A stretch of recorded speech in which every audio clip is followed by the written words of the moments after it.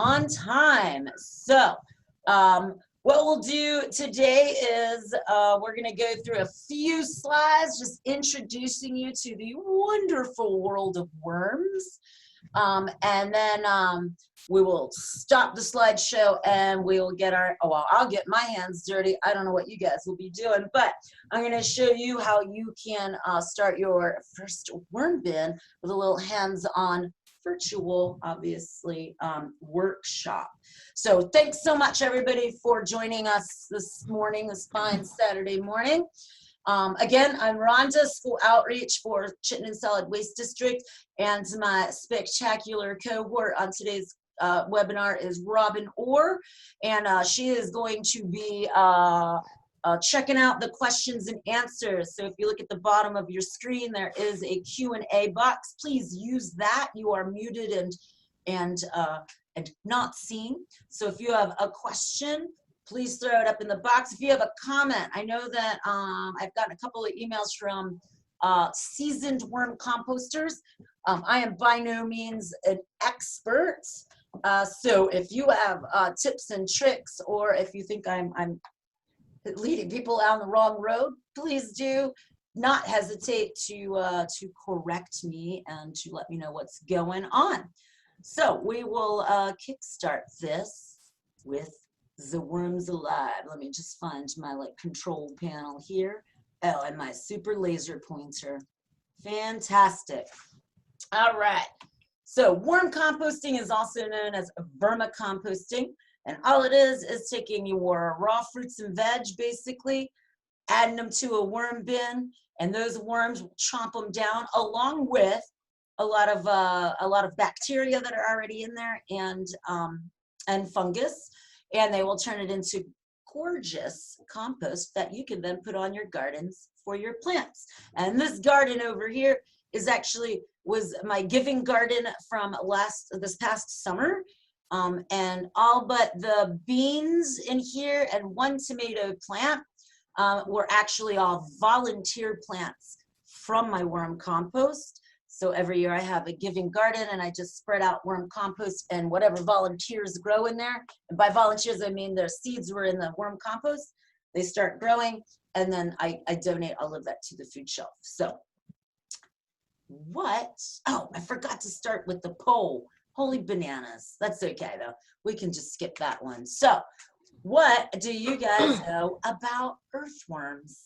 All right, so I'm gonna shoot out a poll here for you. A little quiz, if you will. Why won't it go? Oh, goodness gracious, you goofball thing. What are you doing? Oh, there we go.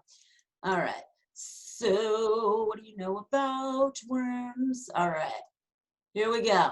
So you can have, and Robin, you can participate in this too. You guys can, obviously there's multiple answers to click. So what in the following are or is not true about worms? And it's okay. It's on anonymous, so you won't be called out for your answers. Don't worry about that. And that's what we're here for, is learning. All right. Oh, I got a reprieve. I'm not able to click on the answers, so you're not going to know how much I don't know about worms. Oh, that's because I made you a co-host. Yeah. Whew, lucky for me. All right. Oh, I like this. All right. What is not true? All right, we're going to go another couple of seconds here. Another 10 seconds and count down. Get your answers in. Who knew you guys were going to have a quiz this morning? But, you know, once a teacher, always a teacher. All right, so I'm going to end the poll and share the results with you guys. All right, so which of the following are not true about worms? 1, worms do not have mouths. That is not true. They actually do have mouths. Wow, everybody got the worms have 5 hearts. That's nice. So worms do need moisture to breathe. It's actually how they get their oxygen. So if they do not have moisture, they are not breathing. So very good. That is not true. So if you cut a worm in half, It will survive. Not true. Something I learned as a kid too is that, oh, you can cut them in half. It's not true.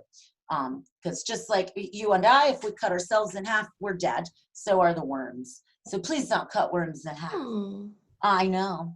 Worms are both male and female. That, my friends, are true. So every worm in your worm bin will be breeding. They are hermaphroditic, which is kind of really cool. I theorize anyway, that's where the, if you cut a worm in half, it will live, comes from. But again, not true.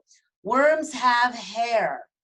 Wow, everybody knew that that was a true statement. I was trying to trick you. Darn it. Worms have teeth. Fantastic. They don't have teeth, so that was not a true statement. Worms have a crop and a gizzard. That is a true statement as well. And 5 pounds of worms can eat 1 pound of food each day. That is not true. They can actually eat 1.5 pounds of food a day, 5 pounds. So they can eat anywhere from 1/4 to 1/2 of their body weight in food every single day. So good job, guys.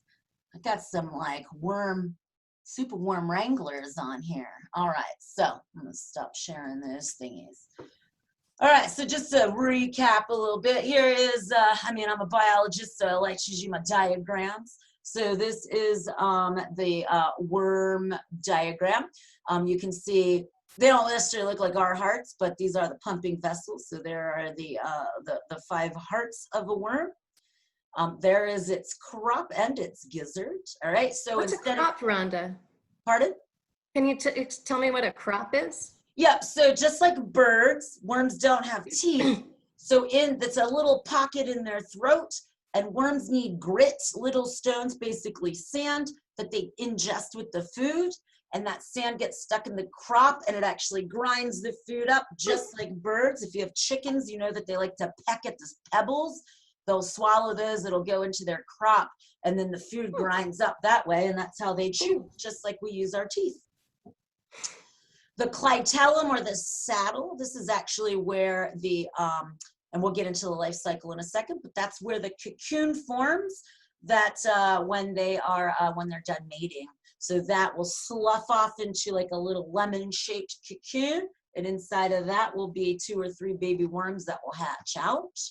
And then you can see the inside of it, and there's those little hairs. Called setae is the technical term, but they definitely have a head and a tail end. What else do I need to? I guess that's probably about all I needed to do on this one. All right, so again, if you cut a worm in half, the hearts up here are not going to live without a full. The worm is going to live without a full circulatory system. Now, that you probably can snip the tail end off and the tail will grow back, but let's be gentle and kind, and no snipping of tails. All right, so I don't know why this thing doesn't work quite right, but all right. So this is the life cycle. So we have our mating worms here, and again, each worm in your worm bin, being male and female parts, will mate. And so what's happening here is female parts are mating up with the male parts, and the male part is meeting up with the female parts, and then they exchange their eggs or whatever, and then that's that. So then a couple of days later, or a day or so later, they'll slough off that clitellum, or that saddle, into this lemon-shaped cocoon. It's yellow in color as well, and as you go along, you'll be able to point them out pretty readily. They're pretty cool to look for. If you have little Kit Kats in your house, it's a fun little adventure and seeking job for them to find the cocoons. They will lay a cocoon, or hatch a cocoon, or lay a cocoon, I guess you call it, slough a cocoon. I don't know what the technical term is, every 2 or 3 days. So you can imagine in a happy environment, these guys are going to be mating quite a bit. In about a month, those cocoons will hatch. You'll get 2 or 3 baby worms. They're teeny tiny. They're see-through. Sometimes if you get out a magnifying glass, you can actually see those 5 hearts in the baby ones, because their skin is so transparent. In another month, they will mature. Once you see that saddle, in composting worms, they are specific species. Oops, I forgot to mention that. So we are talking specifically today about Eisenia fetida, the red wiggler. There are a couple of other different composting worms, but most of the worms you will be getting are red wigglers, and then there's another species. Sometimes they get mixed up with the breeders, but both of them are composting worms, meaning they live in the upper 6 inches of, like, in their native habitat, upper 6 inches of the soil, whereas our, like, the common night crawler, one, lives solo, and two, they can burrow down like 6 feet into the ground, which is probably where they're at right now, hanging out until winter passes. So these are different worms. So if you like, don't go out and get night crawlers, because they will not work in a worm bin. But these are specific to composting and eating your food scraps and eating the bacteria that are breaking down the food scraps as well. And then once they hit maturity, they'll find each other and then start mating all over again. So as you can see, you can like skyrocket the environment. So basically when you're building a worm house or a worm bin, you are setting up a perfect habitat or a spa for your worms. If they are happy, they will be composting again, anywhere from a quarter to a half their body weight in food. So if you get 1,000 worms, which is about a pound of worms, a little hard. You're not going to weigh each worm, obviously, but so about 1,000 worms is about a pound. So that pound of worms can eat anywhere from 0.25 to a half a pound of your food scraps a day, when optimal. So we're talking optimal conditions. Moisture, again, because they need that moisture to breathe. They breathe through their skin, just like frogs and salamanders, and they're getting the oxygen out of water in order to breathe and convert that into respiration. So they needed it at about 80% moisture. We'll go over that when I start doing our hands-on portion of this. Temperature, anywhere from optimal is between 65 and 75 degrees Fahrenheit, all right? But they can live down to freezing or up to 90-ish. I mean, 35 degrees Celsius is about, I think, 95-ish degrees Fahrenheit. That's a little hot for them, so they don't really like it. So being outside on a hot summer's day is not gonna work for these guys. Also doing an outside bin is not gonna work for these guys in the winter time. They will freeze. I have accidentally left worm bins in my car overnight, and you know, to 25, 30 degrees, and they were definitely all goners in the morning, sadly. And I'm very sad when I do that, but I mean, I've done it twice. It's not like I do it a lot, but anyway. So you don't want to keep them outside or in a very chilly place. When they're in optimal conditions, 65 to 75 degrees Fahrenheit is when they're going to be eating the most of the food scraps that you put in there. All right, how do we do it? Let's get wrangling. So things that you'll need: a worm house, which I will show you how to build your own, or you can go online and get a prefabricated worm house. That's fine too. You'll need food for them, raw veg and fruits. You're gonna need water. You're gonna need bedding, so that can be newspaper or paper towels, as long as it doesn't have like cleaners on it or any kind of like oils or anything like that. You can also use coconut coir, or core, or however you say that, C-O-I-R word. You can use that too. I just find that there's a lot of newspapers that end up in my mailbox, so I just use newspaper. Plus I read the 7 Days, and it's a great way to do that.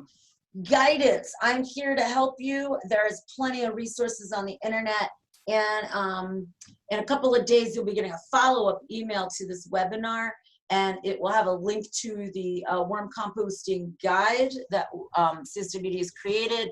And at the end is a whole bunch of resources. There's 2 Facebook groups, which I list at the end in the resources as well, that I find wicked helpful, especially if you're a newbie. Well, actually not even if you're a newbie, because I've been doing this for almost a decade, and I learn new stuff all the time. And then, of course, you need a little love and respect for your newfound worm friends. So worm farms can range from homemade. So this is what I call the double bin system or multi-tray system. You'll hear me call it that as well. This is a single bin or single tray system, which I'm going to show you both of these, how to make these today. And then this is the prefabbed worm factory. And I'm very excited to bring to you guys today a new worm composting bin or bag that I got from Steve, the urban worm wrangler out of Philly. This is yeah, it's called the urban worm bag. It is expensive, but I wanted to try it out and support him. Anyway, food. Definitely need food for these guys. So you'll and this is all again in the guide, but these are the main course and some snacks. And what I mean by that, these are the main course are things that you can feed them all the time. Snacks are something that you want to feed them occasionally, although I have like probably 6,000 worms in the urban worm bag right now. And so the coffee, like the snacks aren't a problem for them because I have so many. It's not really a problem for them at all, but I give them my coffee grounds every day. I don't use filters, but I give them tea bags and my tea pasta.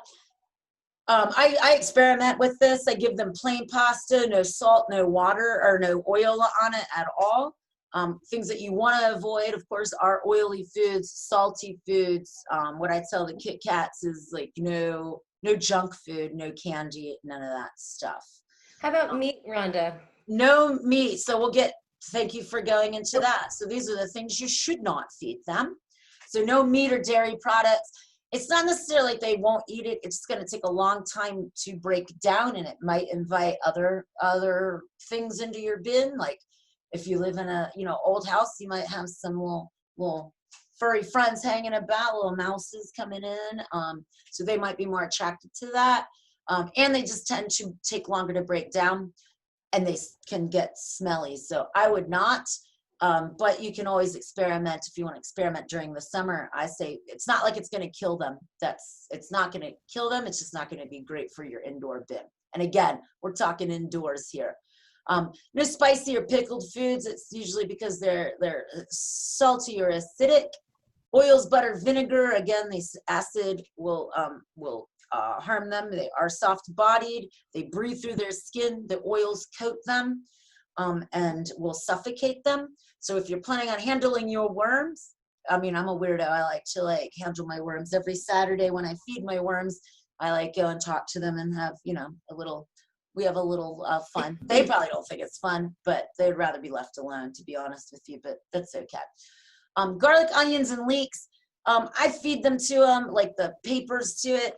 It's just that they tend to get a little smelly. And some onions, there's differing research out there. Some of the alliums can cause harm to the worms. Hot peppers, citrus is the problem. The citrus peels because there's oil in them.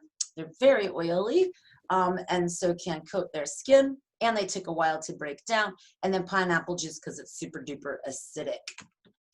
All right, troubleshooting. So I know that I got a few emails about troublesome things in their worm bins before the worm webinar started. And so we'll address some of those as we go along. But so fruit flies, I did get an email about fruit flies. I find that I don't have too many issues with fruit flies, to be honest with you. However, I cover my worms with probably about 3 to 4, after I feed them, 3 or 4 inches of moist shredded paper.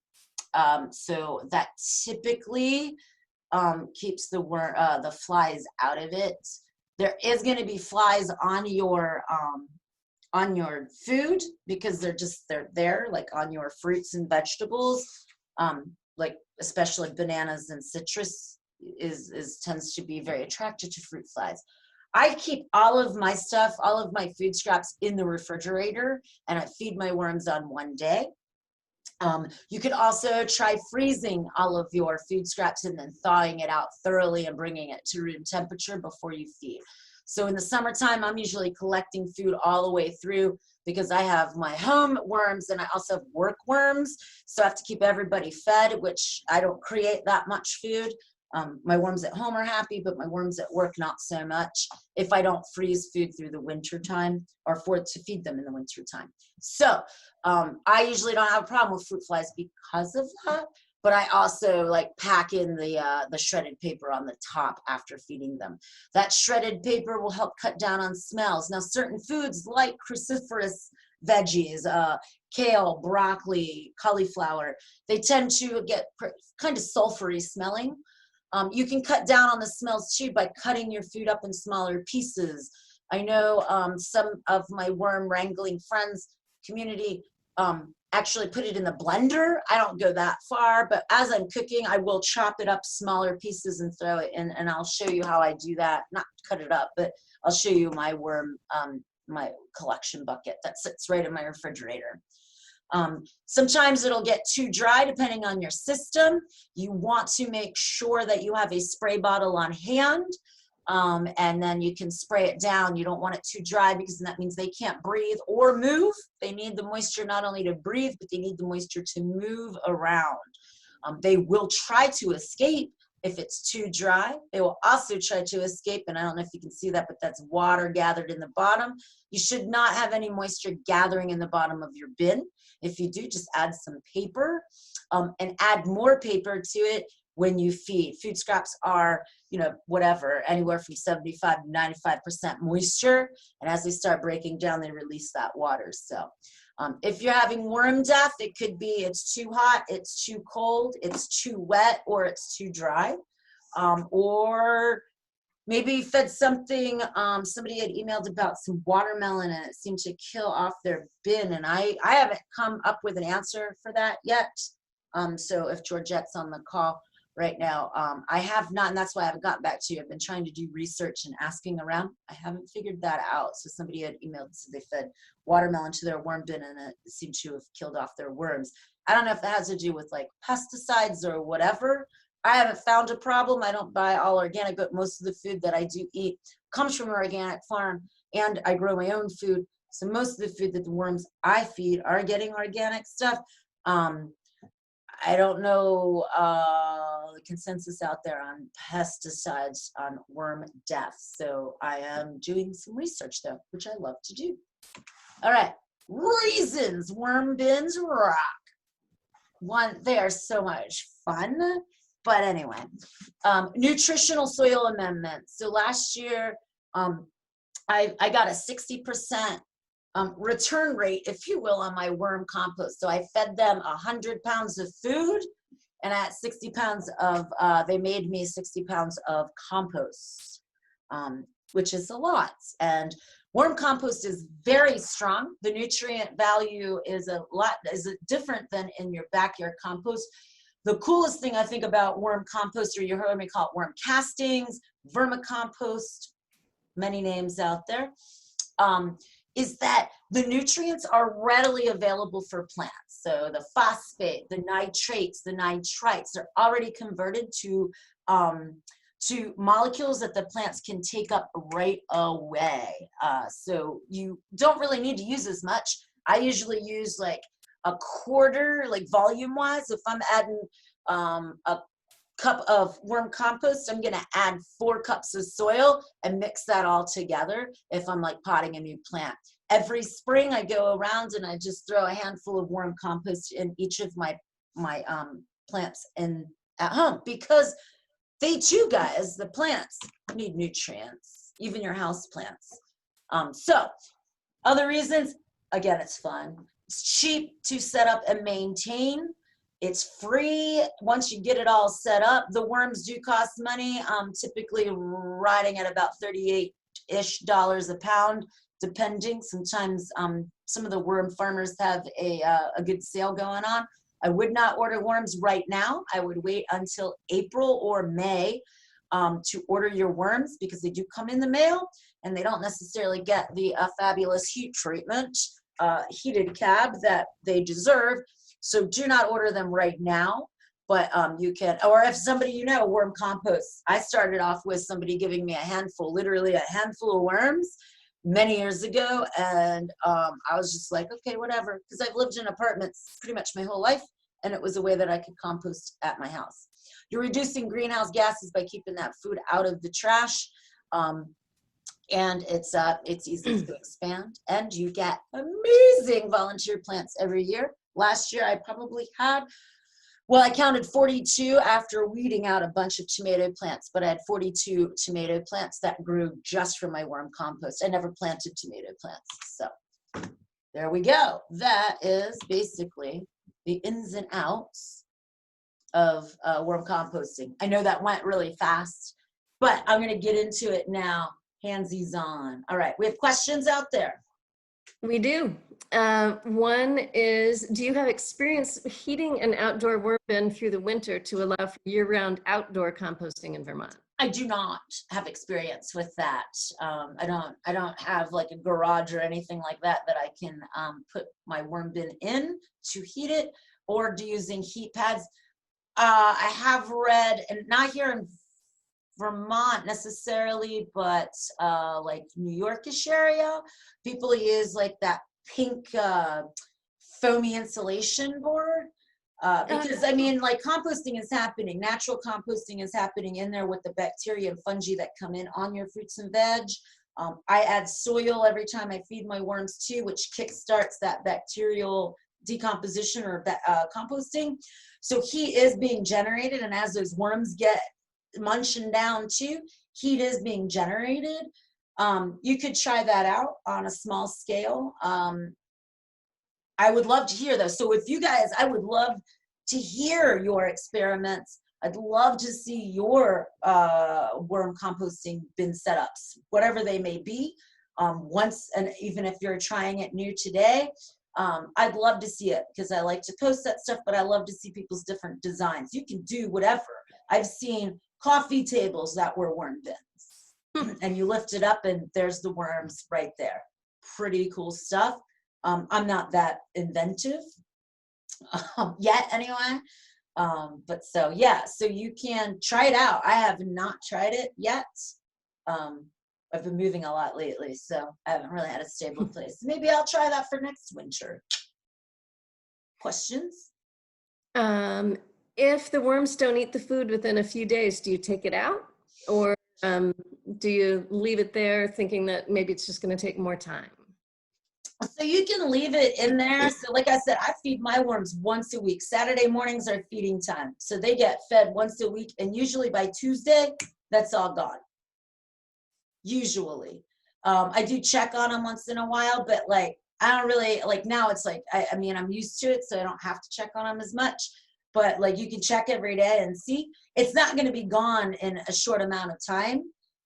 Like it's not going to be gone necessarily overnight. However, and it really depends on the optimal conditions too, or what kind of conditions your worms are in. But I will leave it in there. If it starts getting smelly, so that's one of the ways to get rid of the smell too, is to pull some of that food out. But you should see it composting within 2-3 days. It's not like, it might not be like totally composted, but it should be breaking down within 2 or 3 days. But like I said, I'll just leave mine in there. But by Tuesday, it's mostly gone. And I'm feeding, so this is my worm thing. So it's about a gallon or so. So I'm feeding that like once a week. And my worms could eat more, definitely. I just don't necessarily have it to feed them. They're eating the paper in there too, so they're not starving. I don't think, anyway. They haven't said anything to me. Any other questions? What is soy meal? I don't know what soy meal is. I have no idea. Huh. All right. Someone wants to know, do you separate seeds from your veggie scraps or throw it all in together? Do the worms eat the seeds? Nope. So, no. Cool thing is I throw all the seeds in there. That's why I get so many volunteers in the springtime when I put my worm compost out. So I just throw everything in there. You know, and I've gotten melons. I've gotten lots of tomatoes. Tomatoes love worm compost, and it's like such a great little environment for the seeds that, you know, they sit for a year. For me, I let my my worm compost cure for a year, and I'll get into that. But and then like the following year, I'll throw that in my garden. But those, they're nice and content because it's still a living environment in there, and there's a lot of microbes that are still in that compost, that worm compost, even as it's curing. And when I say curing, I just mean that I'm letting those any of the worm cocoons that came in with the worm compost, they're able to hatch. Those worms usually come up to the first 6 inches, so I can scoop that off. So I'm not throwing those worms out into my garden. I don't necessarily want to introduce these worms. And one thing I didn't start off with is that all the species of earthworms that are here in Vermont are non-native.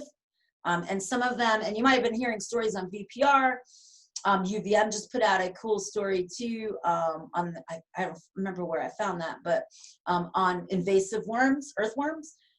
I don't know the exact effects on the Vermont ecology of red wigglers, but since they don't usually survive below 32 degrees, most of them are not making it through the winter time. I have seen them make it through the winter time by holing up in the middle of a really well-built compost pile that doesn't freeze all the way through in the wintertime. And then in the summer you dig it out, or spring you dig it out, and there's this huge ball, or small ball I should say, of worms in there that survived the winter because they were in the center of that pile and it was just warm enough that they could survive through the winter. So I would not try to actively be introducing these worms into your garden. I just let the night crawlers do what they do. They're already there. Or if there's any other red wigglers hanging out, I would not, though, introduce them into your garden, which is why I let mine go a year so that the cocoons can hatch, and I scoop off that first 6 inches or so, and then I use the rest and make sure. There might be a few in there, but I try my best not to introduce them. Any other questions? Related to the seeds, someone else wants to know if there's a way to avoid volunteer plants from growing out of the compost. So would not putting in seeds be a good way to do that? Not putting in seeds, yep, that's what I would do. I think it's the only way to avoid it, because if you heat treat, you're going to kill off a lot of the beneficial bacteria and fungi that are in there. Again, this is, you know, like your backyard system, it's like your backyard composting system. It is a living thing. At Green Mountain Compost, where we compost, our piles do get super hot and it does kill off the seeds. Whole different community of microbes that are coming out of that backyard compost. But that's also one of the reasons that the nutrients are readily available in worm compost. So worms are they're eating some of the food scraps. They're eating a lot of bacteria. And as it moves through their digestive system, they're picking up, there's a lot more, as it's getting digested, they're adding in even more microbes. And so basically the worm compost is their poop. So what they are excreting is what you're going to be using as compost. And there is so much life in there, and it's different. I think I read something like 3 times the microbes come out the back end than what go in the front end. So, and so you don't really want to, I mean, you can, sorry, I don't really want to alter that microbial community in there. So I would heat treat it. I like having the volunteers. I liked having 42 tomato plants that I didn't have to buy at all. It was free food for me. And now I have like 20 jars of tomato sauce to eat this winter.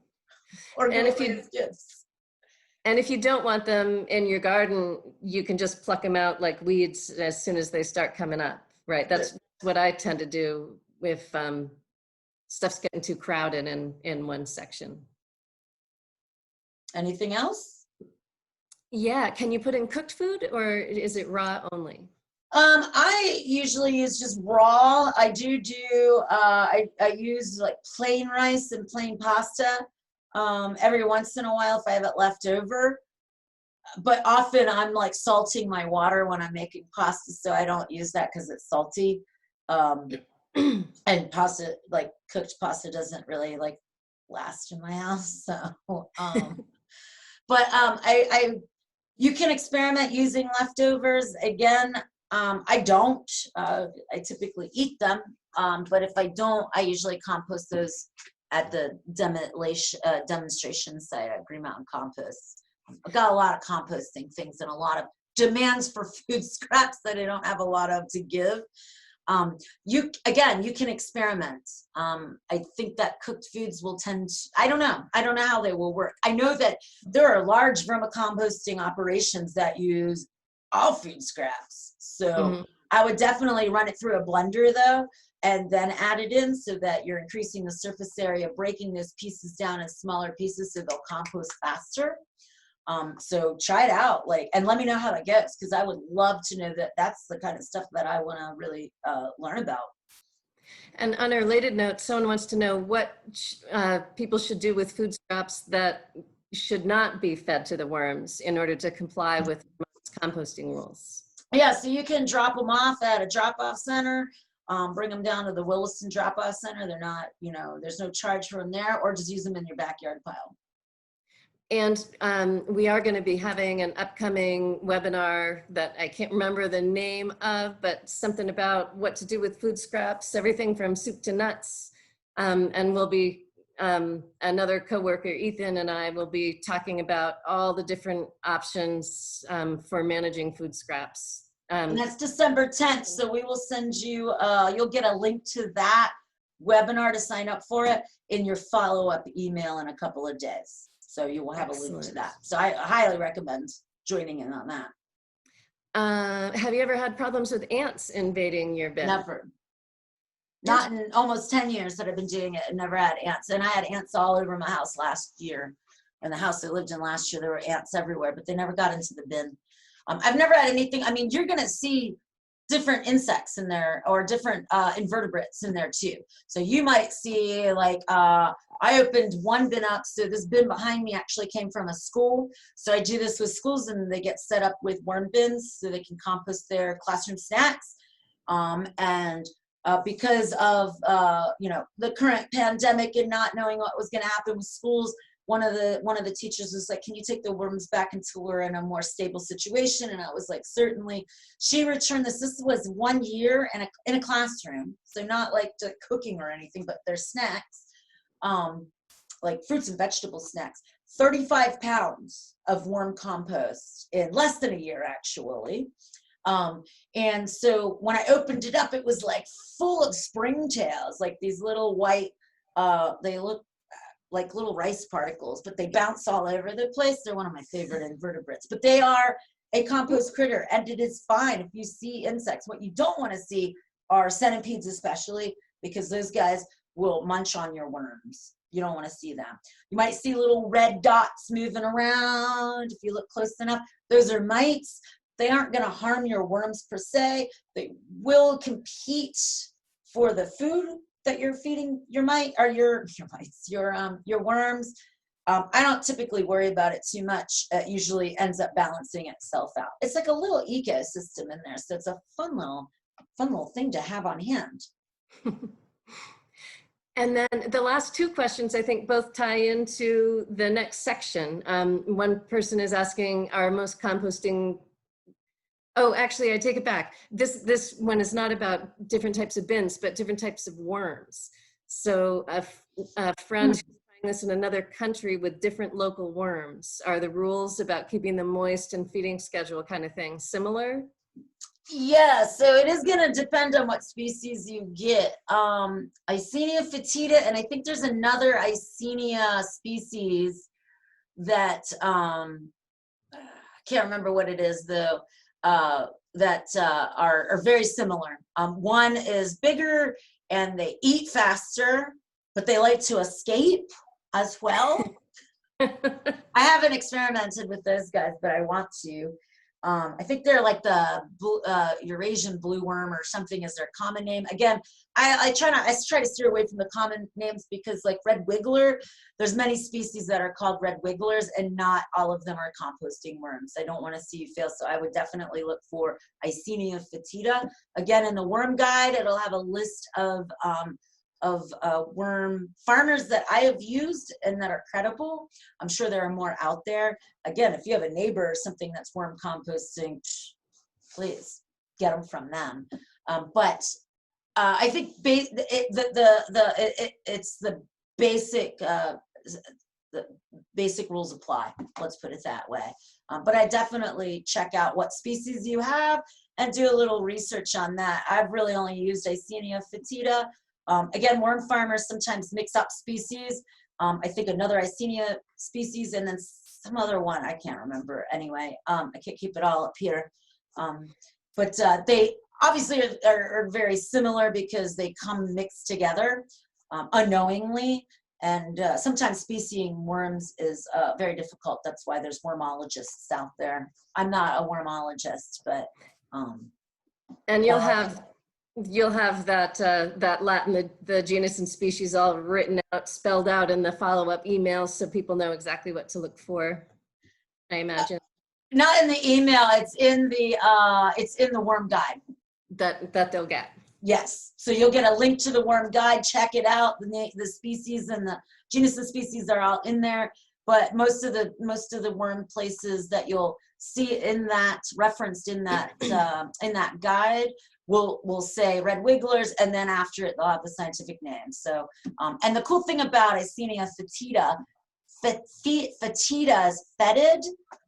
So sometimes if you're handling them, you'll see that they'll leave like a little yellow trail. And as I tell the kids, it's not pee, because they start freaking out. They're like, oh, I had pee on my hand. It's not pee, guys. It's scaredy juice. All right.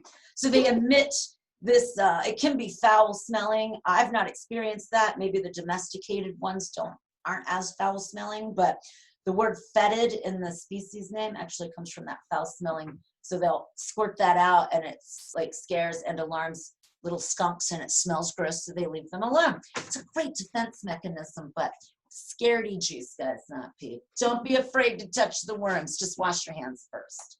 All right, so I'm going to switch this over so we don't run out of time, and I can show you. My head is going to be chopped off, but that's not the important part. The important part is that you see what's going on over here. So this is a completed worm bin. This is a double tray or a double bin. All right, so you've got, this is the heavy one. So this is about probably 30 pounds that I'm holding right here just in one tray or one bin.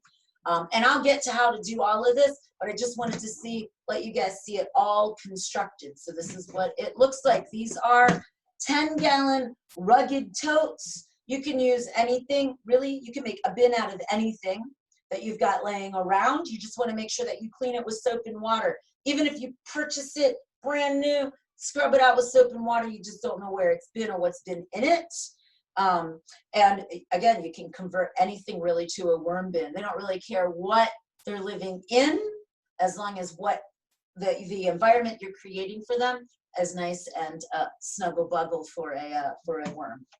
All right, so this top tray is basically ready to, there's some worms in here, but it's ready to kind of be dumped into a bucket and left alone. So that's the worm compost. Now you see a lot of eggshells in there, and apparently the kids or the teacher or somebody liked hard-boiled eggs a lot, or fried eggs or something. But the eggshells are fine for the worms. I actually zip mine up in a spice blender or a spice like a coffee grinder, and I heat them first, let them cool down, and then I zip them up and make like eggshell powder. It's great grit. So again, they don't have teeth, but they definitely need to grind up their food. And then here is the bottom tray, and I'm just trying to get the worms out. Oh, they're all over my table here. So that is the bottom tray. So you can see the worms in there. If you look really close, they're skinny and small. And I think I see some of them moving. My camera isn't the best, so I apologize, but we make do with what we've got.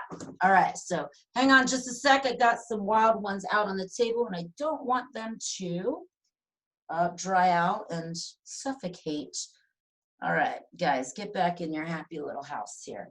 Fantastic. All right, we'll work on that later. So what do you need to get started? You need a bin. This is a 10-gallon storage container. $7.98 or something at the local hardware store. I prefer the ones that are colored all the way through. You can use, even reuse something like this. This is just like a plastic drawer out of one of those plastic dressery-like things. You can use this, although it's see-through, but the worms will stay away from the light because they don't like the lights. It can be harmful to them as well. Or you could just paint it on the outside and then make this into a worm bin. And all you would do is drill some holes around and then put something over the top so that the light isn't penetrating down in. So we've got our bin. All right, we're gonna start with a single bin. All right, we've got a drill. All right, just a regular old drill. We've got drill bits. So I use typically a 1/4-inch drill bit, or you can use a spade bit, which I found that I really like using. Although this one is not the one that I wanted, so it's not really going through it. So I'm not going to demonstrate with this one, and I can't find the other one. But you can use 1/4-inch, 1/2-inch. You can use, big holes, little holes, doesn't matter. A cloth for wiping out your bin, and sandpaper. So this is that spongy sand stuff. I don't really know what it's supposed to be used for. I find it works really well for the building a plastic. And this isn't for using plastic. Obviously, you don't need to do this if you're going to build like a wooden bin or something like that. But I like to have that. You can use straight up sandpaper too. Doesn't really matter. So that's really all you need to get kick started. That's the wrong bin though. All right, so what we're going to do is we're going to start by just drilling some holes around the top, because air circulation is necessary. So they need to have the air needs to circulate through there. They're not breathing that air. Again, they're getting their oxygen out of the water or the moisture that is in the bin. But you need to circulate air because guess who needs it? The microbes that are breaking down the food in even smaller pieces so the little worms can wrap their little worm lips around that. So really easy peasy. You want to let the drill do the work. Some of these plastic bins are really hard and some of them are nice and soft. So just be careful and just let the drill do the work. So I'm gonna pull this camera up just to touch a doodle dandy so you can see more of what's happening here. There we go. All right, so you're just gonna drill down right like that. And you're gonna go all the way around the bin.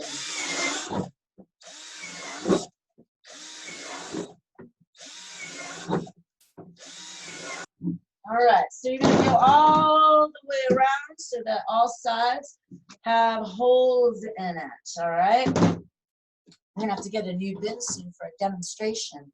I would highly recommend doing this inside because Mother Nature knows she's got enough plastic out there to deal with. You're gonna have bits of plastic flying out of here, so do it indoors so you can keep that plastic inside and sweep it up, all right? So we don't need to pollute with plastic anymore.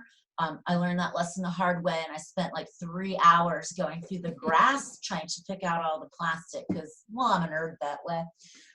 So you've got little bits of plastic. I just dumped the plastic out like that.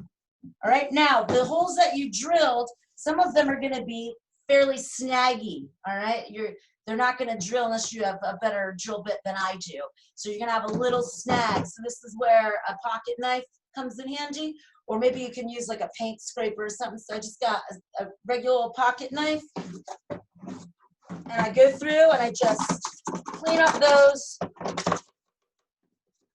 hard edges. Right like that. All right. That isn't so much for the worms. Again, these are for air circulation. I get questions all the time like, well, aren't the worms going to crawl out of it? If they have a happy habitat, if they have a good environment, they aren't going to want to go anywhere. All right, they're not travelers. They don't really like to go very far. And as long as you're keeping them happy with food and 80% moisture, 65 to 75 degrees Fahrenheit, those guys are going absolutely nowhere. All right, so don't worry about them escaping through the holes. If they do, because I have been called at 6 a.m. from teachers, oh my gosh, the worms are all over the floor. What happened? And I'm like, I bet $100 it's too dry. And they were trying to leave to go find moisture so they can move or so they can breathe. And unfortunately, that they didn't find it. They're worms, all right? They have a nervous system, but brains, not so much. Instinct, not so much. So make sure it is 80% moisture in there so that they can breathe and they won't leave. If it's too hot, they will try to escape as well. So if you're seeing them coming out the holes, it means there's something terribly wrong. You can give me a call or do some research on your own. All right, so we got this all done. So this is where I then bring in my sandpaper, and I just give it a sand down. This is for my protection because I have a habit of coming into the sides, and like I said, I like to, dirty hands are happy hands, guys. I like to get my hands dirty, so I like to scoop them up sometimes, just be like, how are you guys doing? And I have cut the back of my hands so many times, and especially working with kids, I know that they're gonna wanna get their hands in there. So I started sanding it down. So I just sand it down. You can do the outside as well, so it's not snaggy on the outside. All right, so that's it for that. We've got our holes drilled. What's next? They need a fluffy bed. What? So, paper. I use paper. You can use, just like backyard composting, you still want that 3-to-1 ratio of brown food to green food. Brown food being anything that's dry and brown, like newspaper or paper towels or even leaves outside. I used leaves in one bin that I had going at home, and I brought in apparently some eggs or maybe just a small centipede that then grew into a bigger centipede and wreaked havoc on my poor worms. So that's why I know centipedes love to eat worms. So I don't use the leaves anymore because I don't want that to happen again. And it ate a lot of them, like 3/4 of them were dead and gone, like disappeared. Anyway, so I just use straight up paper. Like I said, I get a lot of newspapers in the mail, plus I read the 7 days. You can use paper towels as long as they do not have chemicals on them. If you haven't used them for cleaning or you haven't spilled up, like cleaned up like an oil spill or something. I mean like vegetable oil, not like motor oil, but vegetable oil. So if it's just you wiped up the counter with some water or milk or whatever, that's fine. Throw it in the paper bin. So types of paper. Again, newspaper, perfect. The paper, like the, actually I think this came from maybe the meat counter, but packing paper, that stuff's perfectly fine too. Paper bags, perfectly fine. What's not perfectly fine is the shiny inserts. So like the coupons, this shiny paper and stuff, and that's because it could be coated with something kookadoosical, and I don't know.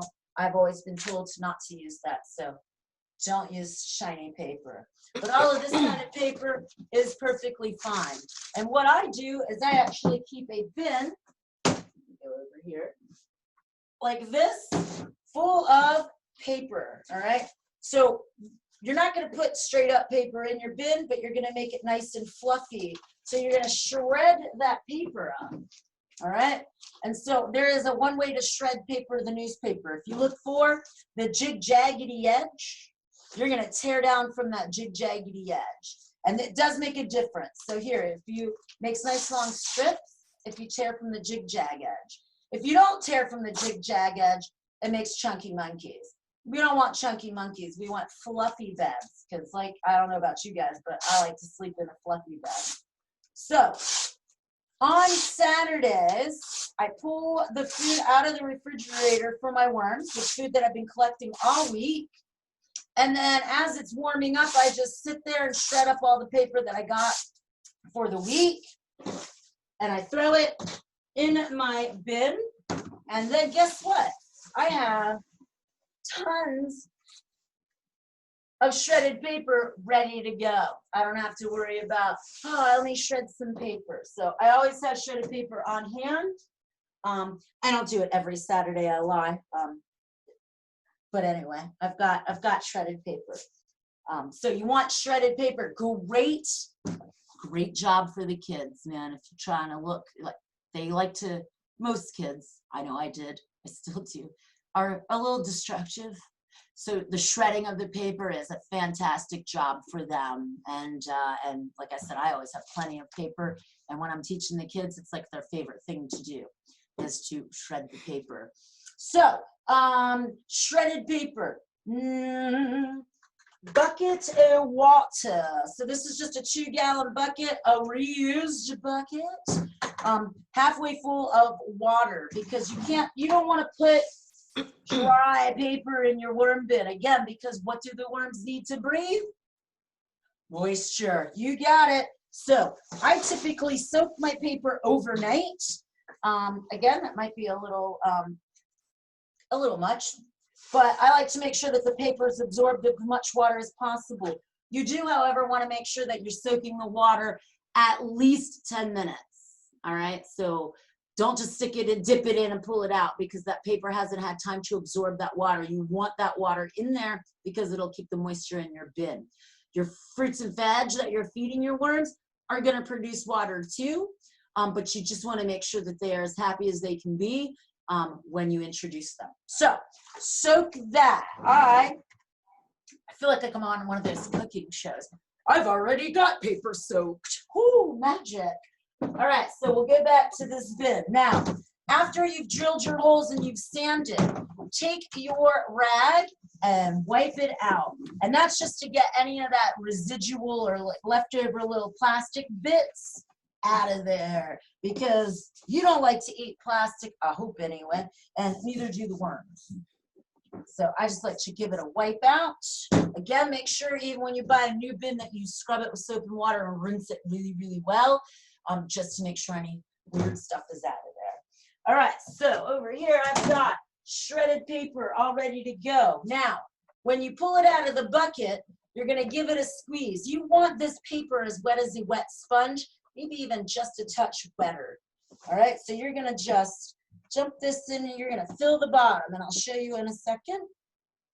They don't need that much on the bottom, but just like that, maybe, well, now it's all rolling all over the place, but that's okay. Yeah, it's backwards too, my camera. So you're just gonna spread it out over the bottom. Nice thin layer, I mean, it's an inch or so, 2 inches of shredded, wet shredded paper, all right?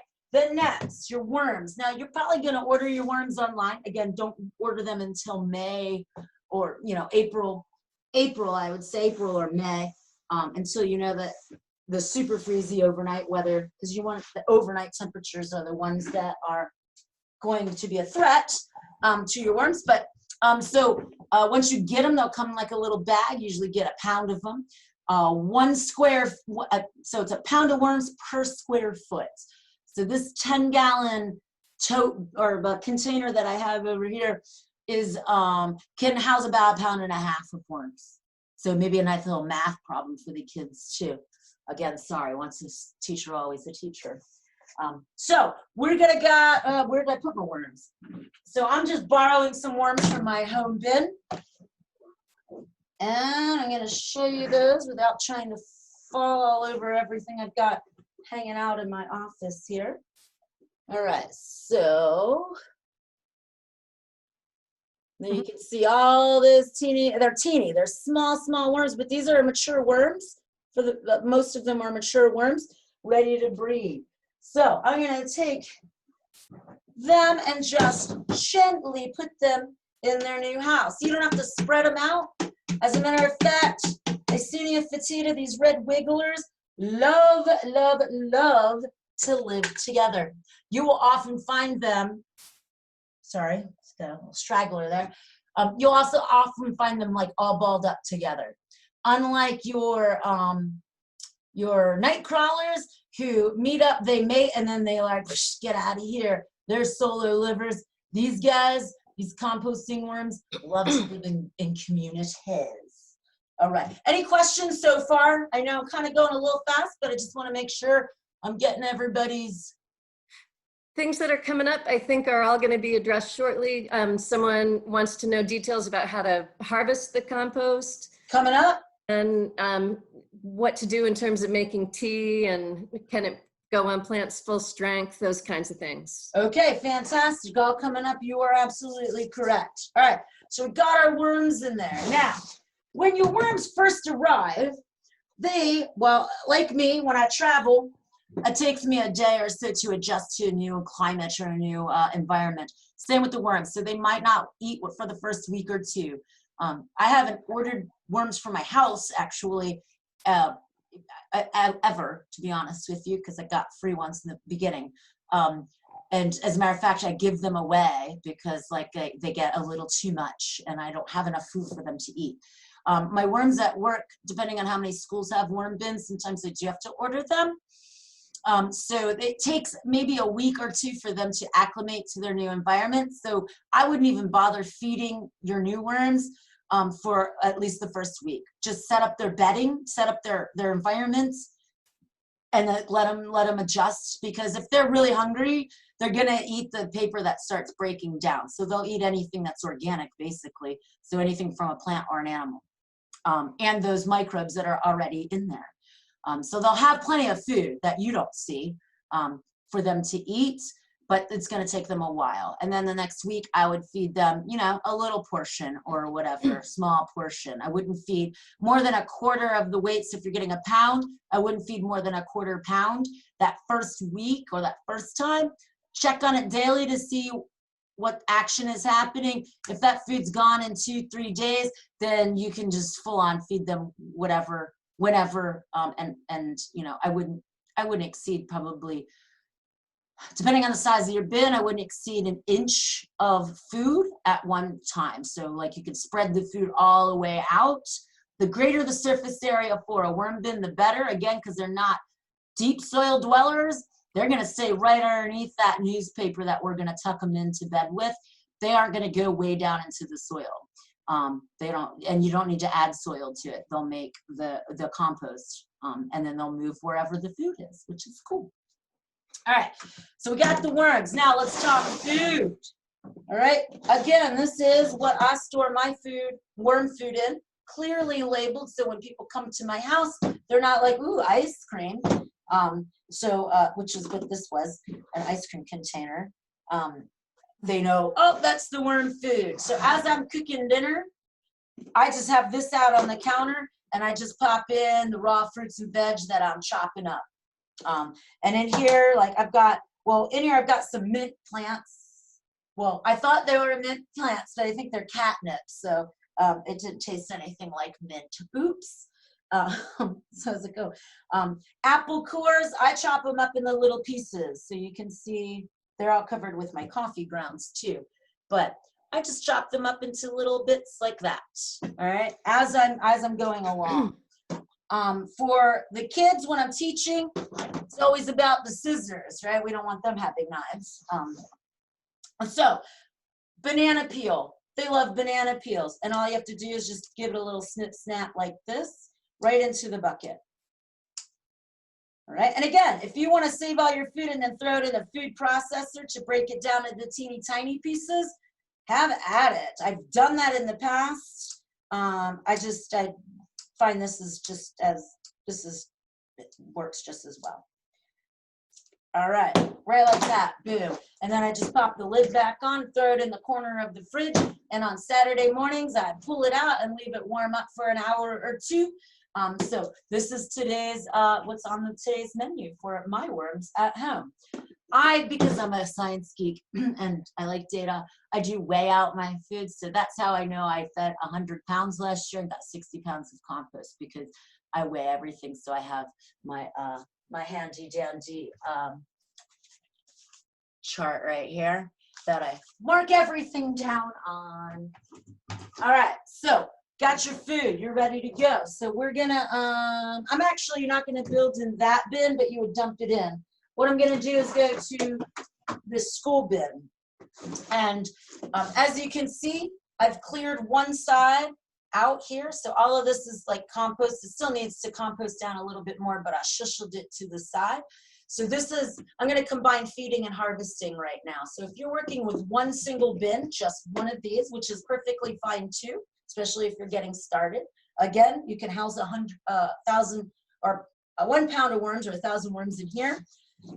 So if you want to harvest, like I've got plenty of compost over here, that's fine. So I pushed it out to the side. So I'm going to feed just one side of my bin. And then the worms, again, they're going to move, guys, where the food is. So I'm going to feed this side here, and then they'll move over, and then they'll be out of this compost here. And by the time they move over, and again, they don't move fast. So it's going to be a month or two. This should be nicely composted down and ready to go into my bucket and sit for a year to let any of those cocoons hatch and worms mature, and then I can pull those worms out and then use it for my garden. So we're just gonna take the paper, throw it in the bottom right like that. I'm gonna take just some of these some of this food, because again, I keep this bin going, but I don't typically use this too much. So I'm just dumping it right on top. Again, it can go all over that paper, that one side, all right? Then the magic, we'll just throw some of this catnip stuff in there too. So you can just kind of tear it up into little pieces. And your food already has the microbes on it too, has some microbes on it. But I like to give it a little kickstart. So I just go out and get soil right out from outside. I have it labeled soil right there, so I know what it is. And I just give it a little sprinkle dinkle do you. Kind of like, with the kids, they call it worm food seasoning. So season up that worm food, and now you're ready to tuck them in. So this is where, if you're having problems with fruit flies, or even odors, putting 2, 3, 4 inches of paper, it doesn't really matter the top part, how much paper you put on it. So you can cover them up, tuck them in, and hopefully those flies don't find it. And so that's what I'm gonna do. I'm just gonna use some of this paper, and I'm just gonna cover it up. I'll use some of this paper down here as well. All right, so when you squeeze it out, it's gonna be a ball. So you just wanna fluff that bad boy up when you pull it out of the water. Again, another favorite task of the children is to wring out the shredded paper when you let it soak in the bucket. They love it, and then they love splashing everywhere too, which I love too. So you can see, all covered up. So now what will happen is the worms on this side will migrate to this side where the food is, and eventually pretty much leave all of this area. You might have a few stragglers, you may want to pick through it, or you might just want to throw it in a bucket.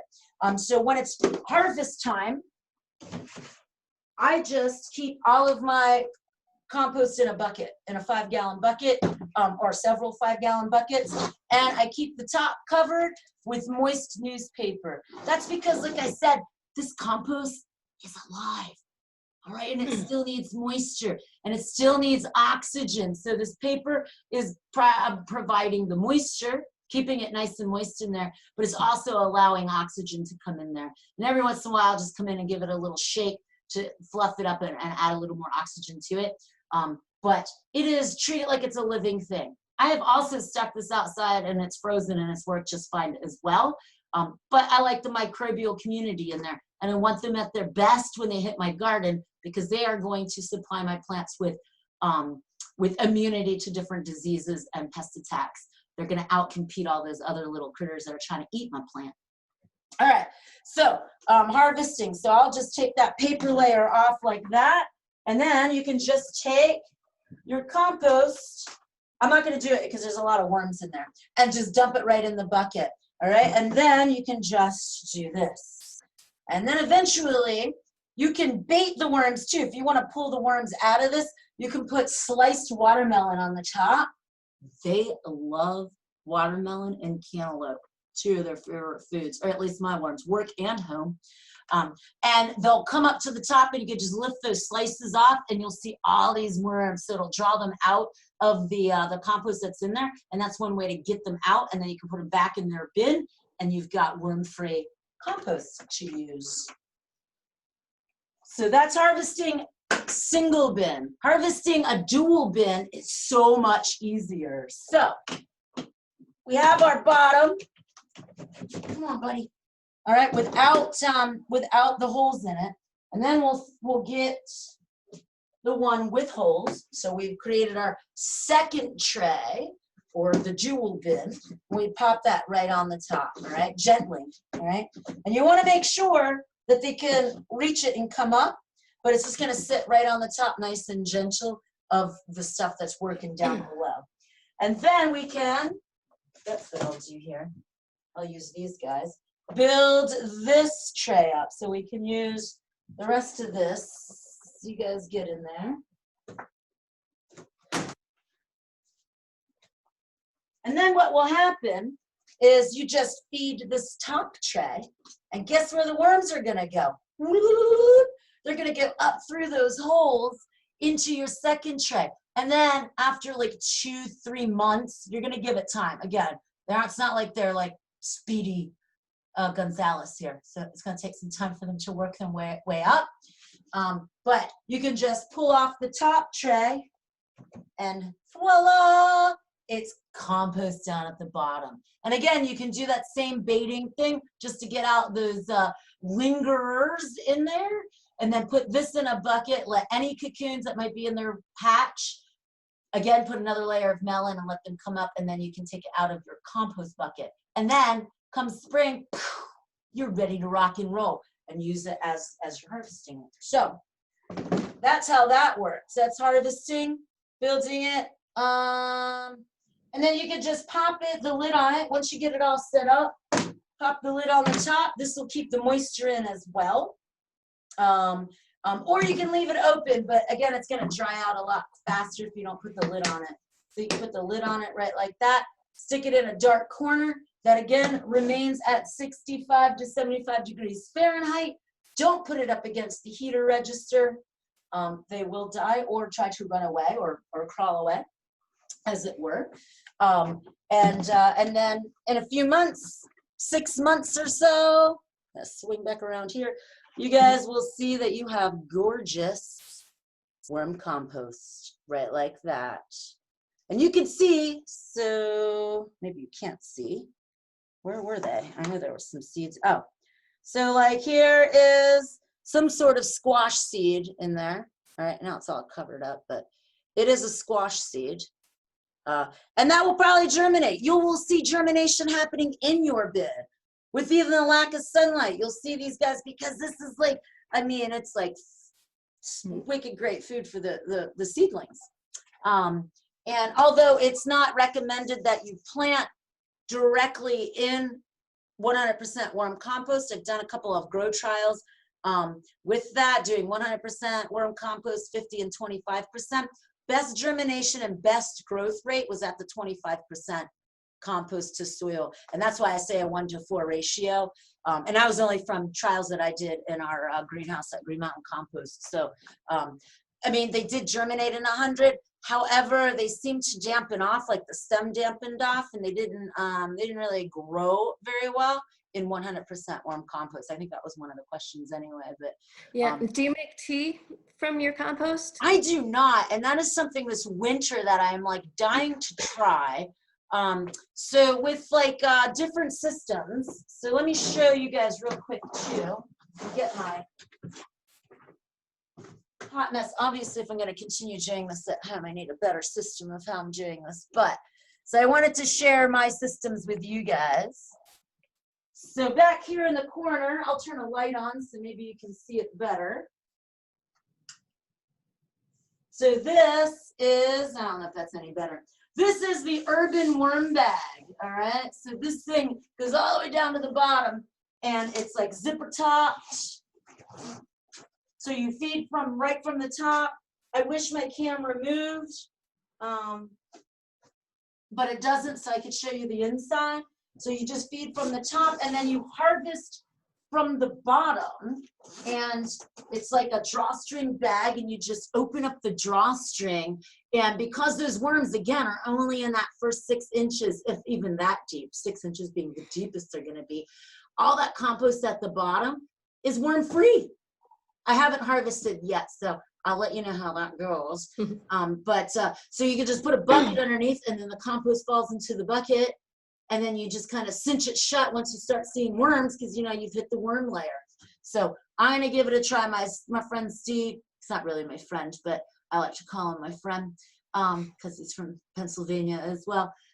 He's designed these, he's engineered them and then had them manufactured. So I'm excited to harvest my first in probably another month out of there. So I'll let you guys know.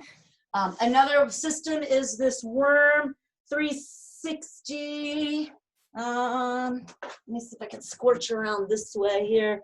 And oh, there you can get a little better idea. So these are just like the homemade tray system. This is just a pre-manufactured tray system. So you've got a lid, all right, Worm Factory 360, and then you've got these trays. So there are all these trays with little holes in the bottom, and they just stack right on top of each other. So again, all you are is feeding the top one, and they're moving on up to where the food is. So by the time you get to the top layer, this one's 5, your bottom layer is probably ready to rock and roll and be harvested. And if there are worms in it, there's probably very few worms, and it's going to be easier to harvest. So there's a lot of different systems out there. And I know that there's more than I just showed you, but the homemade one's the cheapest. That Worm 360 is pretty expensive too. It looks like a little worm pagoda. It is, yeah, it is like a worm pagoda. That's a good way to describe it. Yeah, I think that one's like 120 or 130 bucks. And the urban worm bag was 109. So again, I mean, it's like ridiculous to like buy a $109 thing when you're first starting out. But since I've been doing it for a while and I've had a homemade system for a really long time, I decided that my worms and I needed something new and exciting, and I was happy to help Steve out to figure out how it works and how I liked it, and give him feedback. So a few more questions coming in. If you find your bin getting dry, what's the best way to add moisture? Squirt bottle? Yeah, sorry. Yeah, I was getting ready to choke. Yeah, so a spray bottle, which I meant to grab. I usually have one up here, but I was making pies for a pie for Thanksgiving, and I used it to make my pie dough. Versatile use, but usually I have a spray bottle hanging on the near my bins, and so you can just spray it down, or you can just take the dry paper out, dunk it in the water, let it soak, and then put it back in the bin. But if it is drying out, I would then think of, is it too much oxygen? Is it too warm? What's drying it out so very much? Because your worms are not going to like that. But yeah, check it every day at first and see where you stand, and then just make sure that it's nice and moist. But if that paper is drying out on top, see if there's something you can do to decrease the drying out part. In my bins, I've never had to. I used to put holes in the lid. That dried it out way too fast, and then I stopped doing that. And I've never had an issue with it drying out, but I know that some schools do. How long can you leave the worms? Like if you're going to go on a long trip or something, is there a way to keep them going while you're gone? You can go for babysitter. 2 months. Yeah, because again, that paper is going to continue to break down. So give them a nice healthy, inch of regular food, of your food scraps. Cover it with 3-4 inches of shredded newspaper, and they're going to be fine. Plus, because it's a happy habitat, a good habitat, those microbes are going to continue in there. And again, those worms are eating the microbes as well. So they're going to be fine. And it's unlikely to dry out as long as they've got plenty of that wet newspaper in there. Yes. Yeah. And I would keep it at the cooler end of what they like. So 60 is fine too. I mean, they're fine at 60. It's just their optimal window is 65 to 75. My worms up here in the office are usually at between 60 and 65 degrees, and they are doing just fine up here. So I think when you get into the warmer range is when they start drying out. Someone wants to know, where do you keep all these buckets in an apartment? Well, I live in a house now, so that's better. But even in my apartment, it was all in my bedroom.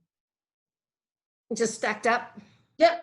So I had like, well, I didn't have label all of them. these systems either in my apartment, but I had, and I often had roommates. So no, like most people are weirded out by worms. I don't know why, but after a while though, they came around and they were like, oh, okay, that's pretty okay, all right. But they usually were just in my room in the corner, and then I had a table, and I would put my. So it's just one bucket. So these are all just demonstrations. These are not all things that I use. This is all for today. The only system that I currently use is the Worm 360 because somebody donated to me, and the urban worm bag. And then I have like the one bin that the school dropped off, and I'm only using that because for demonstrations of doing these webinars. All these other bins are extras, so you don't need a lot of space. Although I think you had mentioned like having a bucket, you soak the newspaper in. Yeah, a little 2-gallon bucket and maybe a 5-gallon bucket. But I also store my my worm castings in birdseed bags. Ah, okay. Or old compost bags or anything like that. When you're storing them for the year, you mentioned, can they be outside at that point? I have stored them outside. Your microbial community is probably going to die off a little bit, possibly. I don't know I've never had it tested, so I don't know exactly what's going on in there. Your worms will die, which if you have any left over, that's fine too, because again, you don't want to be introducing them to the wild into your garden. But I've stored it outside many times too, and it works fine. What fabric is the worm bag made out of so that air gets into the worms? It's like a canvas. So it's like, it's airy in there. Nice. And let's see, worms don't like it too wet either. So what's a good balance, especially in the Worm Factory 360, as the worms seem to be in the lower trays? Yeah. So I'll be like, with the Worm 360, I have like once a month, I usually take like a half a gallon of water, like not cold water, but like room temperature water. And I just dump it over the top and kind of give them a nice little bath. And on the Worm 360 bin system, there is a spigot at the bottom. Now, even with the homemade system, you can definitely install a spigot at the bottom if you're having a lot of runoff. But I would really address like why you're having that much runoff. And the only time I get real runoff in the Worm 360 is when I feed them watermelon, because it is, I don't know, very watery, 98% water. But yeah, it is very watery. So if you feed more water, higher water content fruit and veg, you're gonna get runoff. You can put more like dry paper on the bottom, and then I've been doing that lately, and that seems to help because then as the food breaks down and releases water, it absorbs into that paper.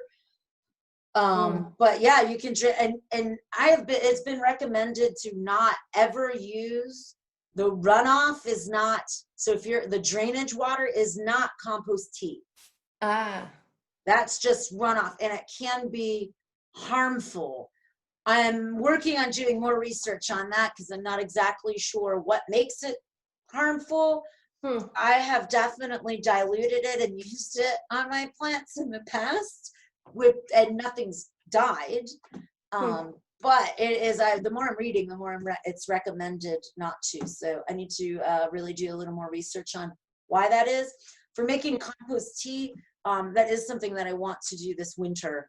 But you need aeration in there as well. It's not like as simple as like dunking it in there. You need to aerate it and kind of let it steep, but it still needs air because again, these are living critters. Even if we can't see them, those microbes are definitely alive in there. So it's definitely something, I don't know why I'm like slouching down here, sorry. So it's definitely something that I want to work on. But there's a lot of information. Like NC State is has a great vermicomposting website, and I think they go into tea there actually. Someone's wondering if there are any commercial scale worm farmers or vermicompost operations in Vermont. The only one I know of is Black Dirt up in the Northeast Kingdom. I know that they have a commercial worm operation. I don't know how big it is. It is just definitely something that I've been desiring to do myself. I think I need a lot more experience and a whole lot more money, apparently. Or a really good engineer friend. I think that's probably where it should be. So I need to go, like, maybe I need to troll the UVM and Champlain and St. Mike's students, engineer students, to help me start that. But yeah, I saw like a new operation in Maine a couple of years ago when I went to compost school, and they weren't up and running yet, but man, their system was awesome.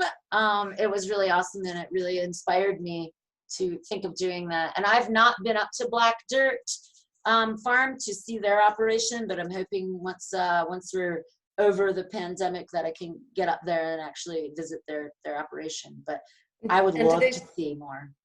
Do they sell the compost like as a finished product? I do believe so. Yep, I do believe so. Or at least they used to, but I don't know where they are at this point.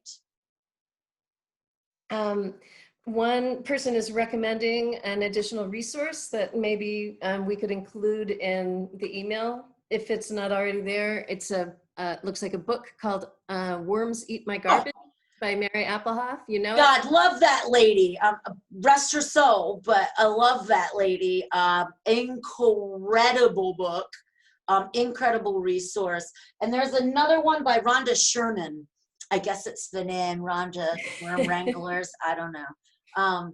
But Rhonda Sherman out of NC State also just put out a book on worm composting, which is phenomenal as well. And both of those are referenced in the guide, not in the email, but just check out the guide, because it's, I just figured, what's the point of putting it all in that when you could just click on the guide and go to the resource page, right, and all of that's in there. But yeah, Mary Applehoff, awesome book. And if you have kids or if you're a teacher, great guide too. And I think I have a link to that actually in the email, to resources on doing experiments and stuff and all of the activities, that work with worms. Really incredible resource as well. And you had mentioned the university with good online resources. Can you? NC State. North Carolina State? Yeah, so that's also in the resources section of the guide. Great. And there's a list of, I think, 4 worm farmers that I've validated as good worm farmers. Not necessarily in any order, but I typically use Uncle Jim's the most because it's Pennsylvania. And I know where his farm is. That's where you can get red wigglers that you can be confident are. Yeah, so there's 4 of them. All 4 of them are reputable. And I've ordered from all 4 of them. Great. That covers all of our open questions. Woo -woo. All right, so like I said, in 3 days, you guys are getting a follow-up email. There will be a link to a feedback form. I would love to know about the experience today. This is the 4th that I've done, and I'm always trying to improve and make it a better experience for you guys. If you have suggestions on, you know, how I'm going about this, please let me know.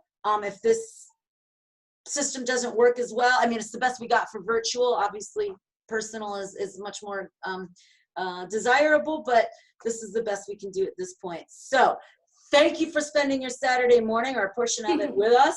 We greatly appreciate it. So I hope that you guys go out and attempt it. And again, send me pictures of your existing systems. And if you do go with, you know, if you do start worm composting first up, please send me your pictures. You will have my email in your email to you in 3 days. So thanks a lot, guys. Have a spectacular afternoon, and happy holidays, everyone. And thank you, Robin.